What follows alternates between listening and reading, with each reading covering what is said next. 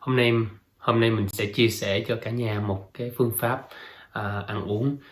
mà mình đã áp dụng lên bản thân mình trong vòng hơn 2 tháng nay và kết quả rất là tuyệt vời theo những gì mình mong muốn. Đáng lẽ phải mình tính đợi là sau 3-4 tháng có kết quả rồi mới làm một đoạn clip về cái này, nhưng mà đợi không được nữa, tại vì thấy cái kết quả rất là khả quan, vững. Và, bà xã mình sau khi thấy mình làm xong cũng tập theo và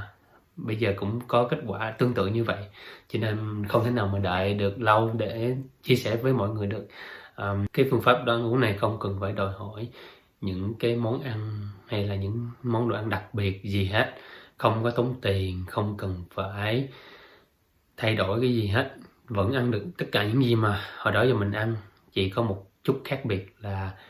thay đổi cái khi nào mà mình ăn thôi. Mọi người hãy đón xem cho đến phút cuối cùng nha, để coi coi cái này là cái gì. Nó đã giúp cho mình và, bà xã có nhiều năng lượng hơn rất là nhiều, tiết kiệm được nhiều tiền hơn, tiết kiệm được, nhiều thời gian hơn, làm việc có năng suất cao hơn, giúp cho tụi này có được, nhiều sức đề kháng. Chào mừng mọi người đã đến với kênh của gia đình mình. Cuộc sống đơn giản và vui vẻ. Life is simple and fun. Hôm nay nhân dịp năm mới sắp đến,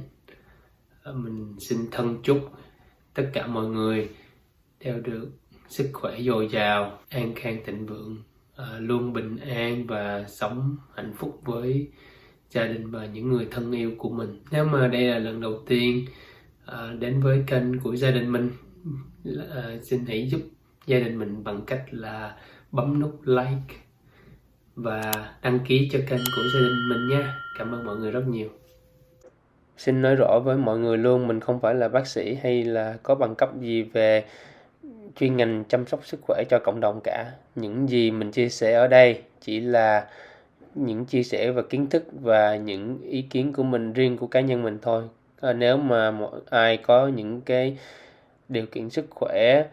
mà có những thắc mắc gì về sức khỏe của mình thì nên nói chuyện với bác sĩ của gia đình để tư vấn thêm và hiểu rõ phương pháp ăn uống này có thích hợp cho sức khỏe hiện tại của bạn hay không. Trong lúc tìm hiểu về những cuốn sách mà giúp cho sức khỏe của mình thì mình tìm được cái cuốn sách này, nó gọi là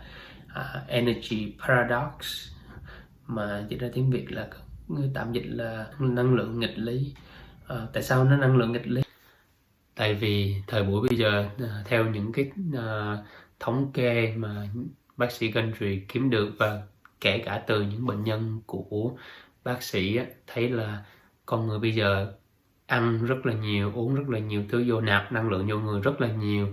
giống như là ăn sáng, ăn trưa, ăn tối, và giữa những cái suất ăn chính đó lại có những suất ăn phụ, ăn snack hoặc là uống những cái nước uống mình nghĩ là tăng năng lượng cho mình, giống như cà phê, nước tăng lực, hay là những cái nước uống mà có hàm lượng đường cao. Những cái suy nghĩ thông thường là mình nạp nhiều năng lượng vô thì người mình sẽ có nhiều năng lượng hơn, nhưng mà thực sự rất là trái ngược, rất là nghịch lý, là mình càng làm nhiều như vậy người mình càng thấy uể oải, không có nhiều năng lượng, dễ bị mệt mỏi hay là hết sức nữa. Mà mình cứ liên tục mình phải nạp nhiều năng lượng vô thêm. Tại sao? Tại vì mình không có cho cơ thể của mình có cơ hội để nó nghỉ ngơi, để nó tái tạo lại những tế bào mới và có thời gian để tiêu hóa hết những gì, xử lý hết những gì nạp vô cơ thể của mình. Và cái nghịch lý thứ hai là với cái chương trình ăn uống dồn vào một cái thời gian nhất định mà bác sĩ đề cập trong cuốn sách này, mà mình chút nữa mình sẽ đi qua chi tiết hơn, là mình dồn thời gian của mình ăn vào một khoảng thời gian ăn là cả 8 tiếng trong vòng một ngày, và 16 tiếng kia mình không có ăn cái gì hết, để cho cơ thể mình có đủ thời gian để tái tạo lại năng lượng, tiêu hóa hết những đồ ăn mình ăn và đốt cháy những cái phần mỡ dư thừa trong người của mình. Cho nên mình lại có nhiều năng lượng hơn mặc dù ăn ít hơn rất là nhiều. Cái này là cái nghịch lý thứ hai. Một cái điều hay về cái cách ăn uống này nữa là Tùy theo cái thời khóa biểu của mỗi người có thể chọn cho mình cái khoảng 16 tiếng đó không ăn uống, đó là từ lúc nào cho tới lúc nào, không có một cái khung giờ nhất định gì hết. Đó một điều là mình rất là thích, tại vì bất cứ một người nào đó cũng có thể dùng cái phương pháp này. Tại vì có nhiều người thì làm ca sáng hoặc là ca trưa, ca chiều, và cái cách ăn uống này đều phù hợp cho tất cả mọi người, cho tất cả mọi lứa tuổi. Sau khi mình bắt đầu cái chương trình này qua thì có một cái điều mà bà xã mình thấy rõ rệt nhất là mình có thêm nhiều năng lượng hơn và mình ít bị bệnh hơn. Nói thiệt cho cả nhà luôn thì mới vừa rồi thì cả gia đình mình từ lớn đến nhỏ ai cũng bị Covid hết, mặc dù mình và bà xã đã chích ngừa hết trơn rồi. Nhưng có một cái khác biệt hơn những năm trước á, là bà xã của mình và mấy đứa nhỏ nó có triệu chứng bị sốt mũi rồi bệnh nằm một chỗ luôn. Còn mình á, thì không có triệu chứng gì hết, không có mệt gì hết, cho nên mình có thể chăm sóc được cho bà xã và cho mấy đứa nhỏ. Chứ mấy năm trước á, năm nào mà mùa đông tới là mình bị cảm, mình là người bị cảm đầu tiên trong nhà, bị nặng nhất, lúc nào cũng ho sổ mũi cảm hết. Nhưng mà năm nay mình không có bị gì hết, tại mình đâu có thay đổi gì đâu so sánh với những năm trước, chỉ có cách thay đổi là cái cách ăn uống của mình dồn vào một cái khung giờ này thôi. Cho nên sau khi bà xã mà hết bệnh Covid xong á, bà xã bắt đầu tập theo cái cách ăn uống dồn vào mỗi khung giờ này, và bà xã cũng có cái hiệu quả giống như mình. Bà xã còn làm dữ dội hơn mình nữa, nhiều khi làm 17 tiếng luôn mà vẫn có nhiều năng lượng hơn để đi làm này nọ, về nhà có thời gian chăm sóc và chơi với con này nọ nữa, rất là tốt. Ra nó cho mình thấy được là cái hiệu quả rất là nhất định ra và dễ dàng lặp lại, ai cũng có thể làm được hết. Ngoài cái lợi ích về sức khỏe ra và tăng năng lượng cho mình một cách rõ rệt ra đó, thì mình thấy những cái lợi ích khác là cũng như là như vậy. Giảm thời gian mình để mình suy nghĩ hôm nay buổi sáng mình ăn cái gì, giảm cái thời gian mình phải đi kiếm đồ ăn, mua đồ ăn, và mình có nhiều thời gian hơn, mình tập trung, mình đi làm, rất là năng suất nó cao hơn rõ rệt. Ngoài việc mình tốn thời gian còn tốn thêm tiền và tốn luôn cái năng lượng cho cái não của mình. Tại vì cái não mình suy nghĩ là nó tốn năng lượng, mà nó tốn năng lượng là nó phải cần năng lượng khác, rồi cứ thế mà mình hết năng lượng, mình chán, mình chọn cái món nào mình ăn đại, món đó biết rằng món đó không tốt nhưng mà tại nó tiện, nó tiện lợi cho mình vậy thôi. Hồi trước đến giờ mình cũng thử qua rất là nhiều phương pháp để cho mình có được cái trọng lượng mà mình thích nhất là khoảng 160 pound. 160 pound là cỡ 73 kg. Lúc trước mình qua Mỹ lúc 18 tuổi, mới học xong lớp cấp 3, là cái trọng lượng của mình là 156 pound, là cỡ 71 kg. Mà lúc mà trước giờ dùng rất là nhiều phương pháp rồi, không có sao bao giờ mà xuống lại được dưới 160, cao lắm là 161, 163, nhưng mà không có giữ được một thời gian lâu như bây giờ. Cỡ được một vài tuần nó trở lại 168, 170 mấy pound, là 80 mấy ký. Mà mấy những cái lần đó mình lại dùng những cái phương pháp ăn uống rất là đặc biệt cho cái đó, chứ chẳng hạn như uống nước rau cải và nước trái cây trong vòng một tuần, không có ăn gì chất đặc hết, cũng xuống được chút xíu, nhưng mà rất là tốn kém. Một tuần vậy thôi uống nghệ cũng hết tiền nước uống nó cũng hết 200 mấy đô, mấy triệu. Xong rồi mà không có giữ được lâu, không có được giống như là sustainable, là không có được bền vững. Mình cũng tập qua những cái chương trình tập thể dục giống như là P90X, TRX này nọ, chạy marathon, chạy half marathon, chạy đường dài, chạy việt dã, làm hết, nhưng mà không bao giờ mình có thể duy trì bền vững được cái trọng lượng và cái cái cơ thể mà mình muốn. Mình không có cần phải giống như là 6 múi hay gì, miễn sao mình đừng có cái bụng bự là được rồi. Mà làm sao mốt nó cũng vậy, cái bụng không thể nào mà giảm được cái bụng, tại vì mình không có bao giờ đốt cháy được những cái mỡ, cái phần đó, tại vì mình không có cho cái cơ thể của mình đã đủ thời gian để đốt cháy những cái phần mỡ dư thừa trong người của mình trong khoảng thời gian mình mới bắt đầu ngừng ăn, cho đến tới lúc mà sau 3 tiếng xong khi mình ăn á, là cái lượng đường trong người mình nó tăng lên, tại vì mình đã lấy thêm đồ ăn bên ngoài vào cơ thể của mình. Sau đó thì cỡ tới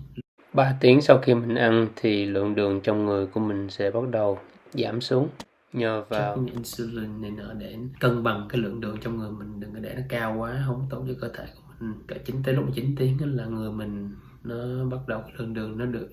nó được cân bằng rồi, nó được stable rồi. Xong rồi bắt đầu 11, 12 tiếng đó là nó người cơ thể mình cần năng lượng nữa, thì nó sẽ tiết ra những cái hormone để cho mình đốt cháy những cái phần mỡ dư thừa đó để tạo năng lượng ra, để cho cung cấp cho những cái hoạt động trong người của mình, để tái tạo mấy cái tế bào này nọ. Xong lúc mà quan trọng nhất là lúc mà 14 tiếng á, là bắt đầu cái ketosis nó xảy ra. Đó là lúc mà nó tiết ra những cái chất hormone để cho mình đốt cháy tế bào mỡ của mình và tái tạo lại tế bào thần kinh, tế bào não của mình với những trí nhớ của mình có nhiều năng lượng hơn. Về phần của mình á, thì thông thường là mình ăn tối cỡ khoảng 7 giờ tối, xong rồi cho tới 11 giờ sáng hoặc là cho tới 12 giờ trưa hôm sau mình không có ăn cái gì hết. Cái đó là cho mình đủ ít nhất 16 tiếng. Còn cái bữa nào mà cần phải ăn sớm thì ít nhất mình cũng phải là 14 tiếng, tại chỉ cần sau vài ngày hoặc là cao lắm là một tuần là mình bắt đầu quen với những cảm giác đó, và mình sẽ không bao giờ thấy thèm đói bụng hay là kiếm đồ ăn nữa. Theo những cái cuốn sách mình đọc trong sách này á, thì những cái bệnh nhân và những cái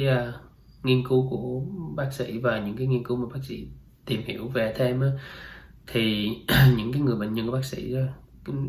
thông qua cái chương trình ăn uống đặc biệt này á, người ta có thể chuyển ngược lại cái tình trạng bệnh tình của người ta từ lúc những cái mà phải dùng thuốc cho bệnh tiểu đường, hay là dùng thuốc để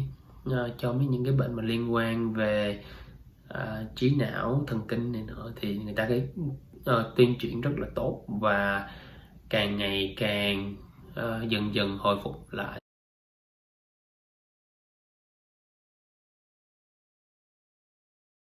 Rất là nhiều người trên thế giới nhịn ăn qua không phải là chỉ trong vòng mười mấy tiếng, 14 đến 16 tiếng đâu, mà có nhiều người họ nhịn ăn cả ngày, giống như những người đạo hồi, họ nhịn ăn từ lúc trước mặt trời mọc cho tới sau khi mặt trời lặn, cho cả tháng Ramadan của họ luôn. Sức khỏe của họ tăng lên nữa chứ không có bị ảnh hưởng gì hết. Hoặc là có một người này tên là Angus ở bên Scotland. Hồi trước ông ta nhịn ăn 382 ngày luôn mà không có bị, chỉ uống nước và uống vitamin. Mà ông có tới bệnh viện để có bác sĩ coi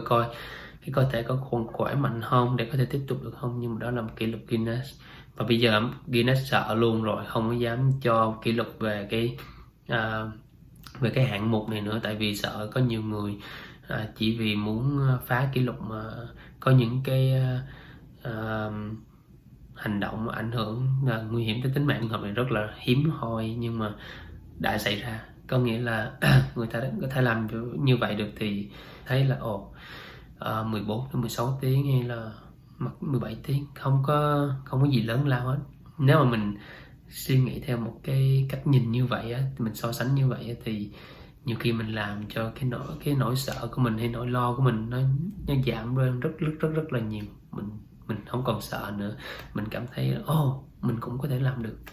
Mình thấy những cái hiệu quả nhất định không những cho mình mà cho những người áp dụng cái phương pháp ăn uống này, cho nên mình thấy vui lắm. Tại vì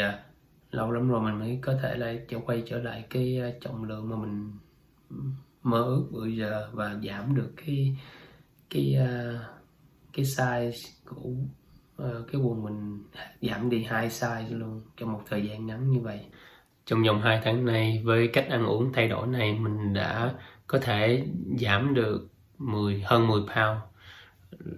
là gần 5 kg, và bây giờ cái trọng lượng của mình đã cách cái trọng lượng mà hồi đó mình đi học cấp 3, học lớp 12 là cỡ 4 pound nữa thôi, có nghĩa là cỡ chưa tới 2 kg nữa, là mình có thể trở lại trọng lượng của mình lúc cách đây 19 năm rồi. Hồi đó giờ chưa bao giờ mình có thể xuống được cái trọng lượng tới mức này, cho nên mình muốn chia sẻ với mọi người. Hy vọng là những cái phương pháp đơn giản này có thể giúp được cho mọi người có thêm sức khỏe, tăng cường năng lượng, và nếu mà có bệnh thì tuyên giảm được bệnh và dần dần khỏe lại. Nếu mà được thì sau khi thử qua thì mọi người giúp quay lại đây để chia sẻ cái trải nghiệm của mình, và mình cùng học hỏi lẫn nhau. Hy vọng cái đoạn clip ngắn này đã đem lại những thông tin và kiến thức bổ ích cho mọi người. Hy vọng là mọi người sẽ thử một cái phương pháp mới, không có gì để mất hết, mà đem được lại về cho bản thân của mình rất là nhiều lợi ích. Đừng quên giúp gia đình mình bằng cách là bấm nút like và đăng ký subscribe cho gia đình mình nha.